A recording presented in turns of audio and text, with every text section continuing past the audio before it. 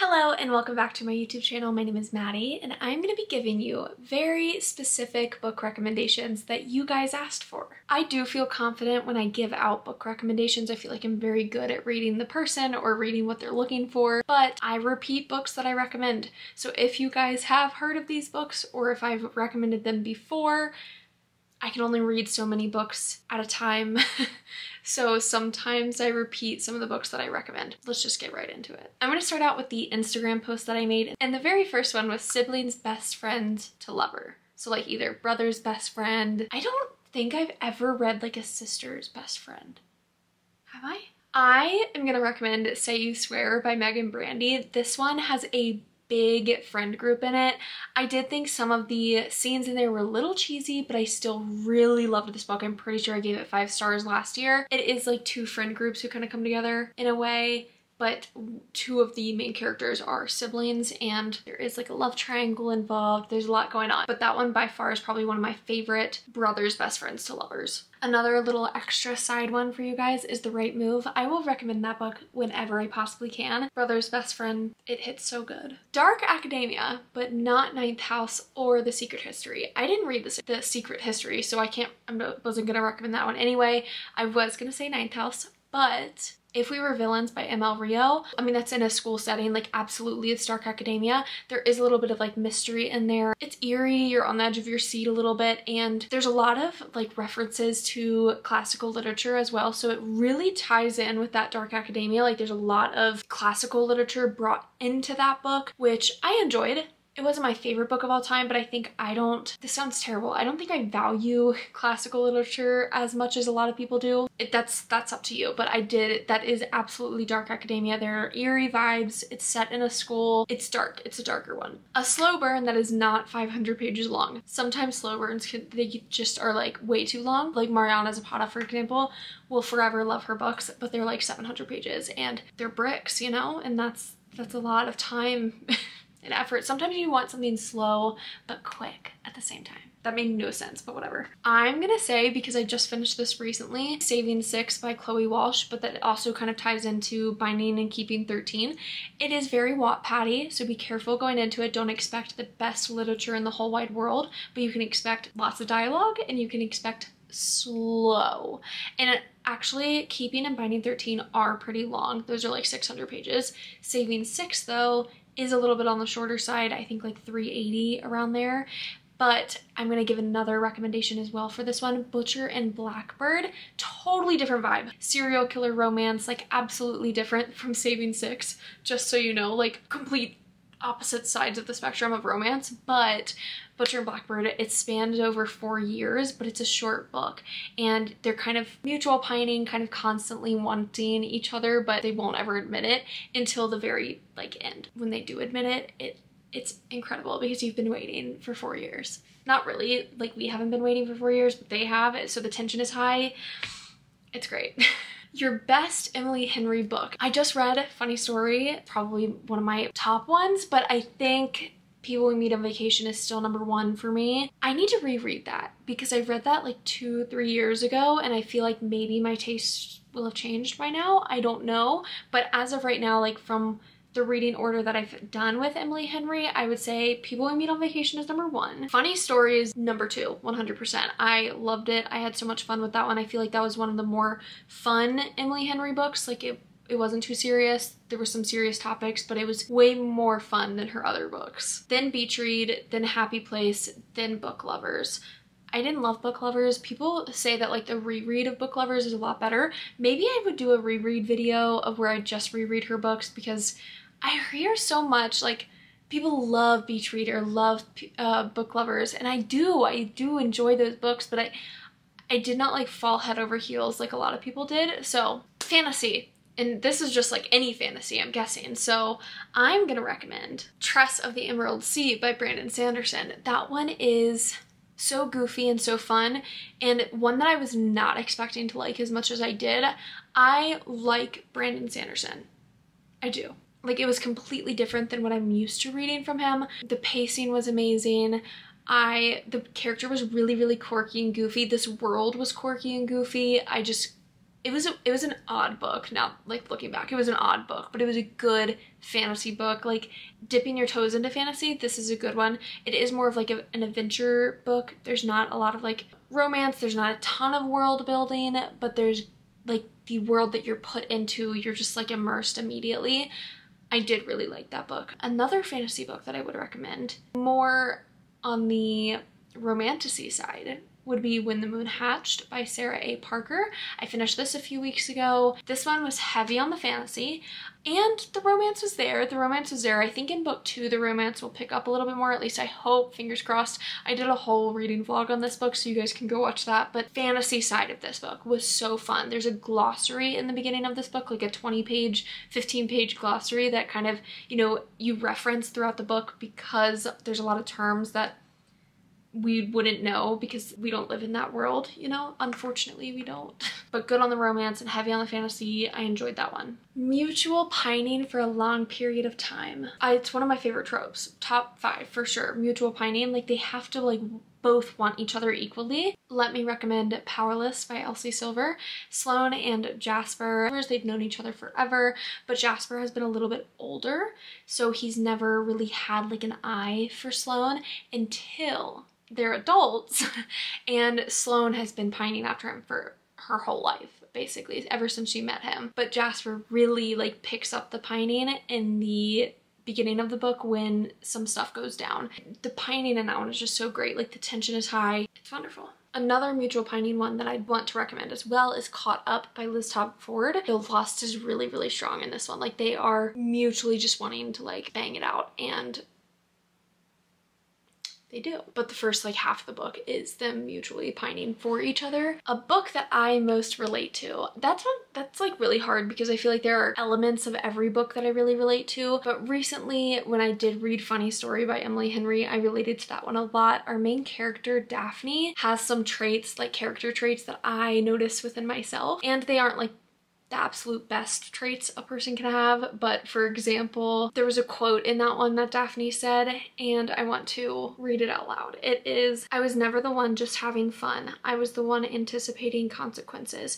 I feel like I've always been a worrywart. I go into every situation overthinking it, and I never am like having fun in certain scenarios because I'm always thinking of what's gonna go wrong in this situation." But I also noticed another one with her. Throughout my whole life, I've been attached to someone's hip. I had 2 or 3 best friends growing up, all kind of separate, like separate time periods, and then now I have Brock, and I like the way, this is like way personal, but that's okay.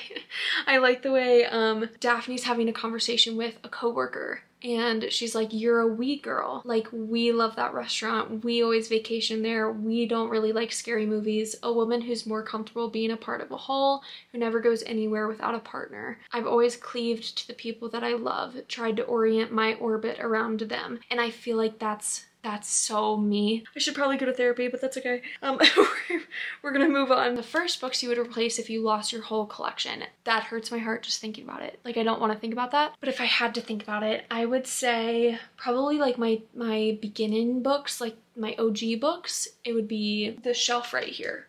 Dark Fever and Discovery Witches. Like, I constantly am thinking about these books and I love them so much and I will forever love them. Or my ACOTAR series, because I have like some special editions of them and I love those books. Like, if I had to start over, I would just get the books that I really, really, really genuinely liked. Like a lot of these like I've bought, but some of them are like 2 stars, 3 stars, and I've just kept them. So I think I would just start over and just keep all of my 5 stars, and that's it. Books where there's an arranged marriage, where the guy isn't like a stalker or a douche. Bride by Ali Hazelwood. This one is a paranormal romance. There's an arranged marriage. There is forced proximity. Our main character, Misery, is kind of given or like forced to marry Lo, the main male character. At the beginning, I love Lo's perspective. There is no like POV for Lo, but at the beginning of each chapter, there's like a little like sentence or little tiny paragraph in Lo's POV, and it's so sweet. He's like obsessed with her. He's a werewolf, so he like loves how she smells. It's kind of goofy. Now, like, that I'm not reading it, that's really goofy, but that's okay. But he's so, like, sweet. He's really standoffish at first. Like, he's trying to stay away from her for, like, the longest time because he can't stand to be around her and not, like, touch her and be with her kind of thing. Like, he's so, like, infatuated, and, like, she was forced to marry him, so he doesn't want to, like, pressure her into liking him, and it's this whole thing. Books that had you staring at a wall, contemplating your life after reading them. In a good way, like contemplating my life. Probably one of like Blake Crouch books. They're not mind-blowing because there's not like a huge twist or anything in them, but they're very, I need to think and consider my life. I need to consider like the world and the universe after reading them. And I've read a few of Blake Crouch books, but I would say Recursion is the one that really messed my mind up the most. So if you're wanting to read one of his books, I would start with that one because it is really entertaining. His characters are a little like unlikable, but I like that about them. I like that they're unlikable. Like staring at a wall, contemplating my life, maybe contemplating what the author was thinking, not in the best way. Probably Never by Jessa Hastings. I gave that one 2 stars beginning of this year, maybe 2.5. It was a Peter Pan retelling, and Peter Pan was a spoiled brat. I was so frustrated and so mad with our main character. Actually, her name is Daphne as well. I was so frustrated with her.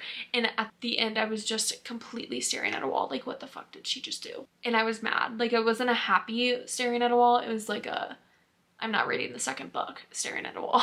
Books with characters who have interesting piercings or tattoos. This one is really hard. If I'm being honest, like, if the tattoos don't play a role in the book, Rowan from Throne of Glass, like his tattoos mean something, don't have like magical elements or something, I won't remember if the character has tattoos. Like my memory, I won't remember that. Especially piercings, will not remember that at all. The only thing that I can think of is Tessa Bailey, My Killer Vacation, because on the cover of that book, I'm pretty sure the guy has tattoos. That's a really interesting romance, actually.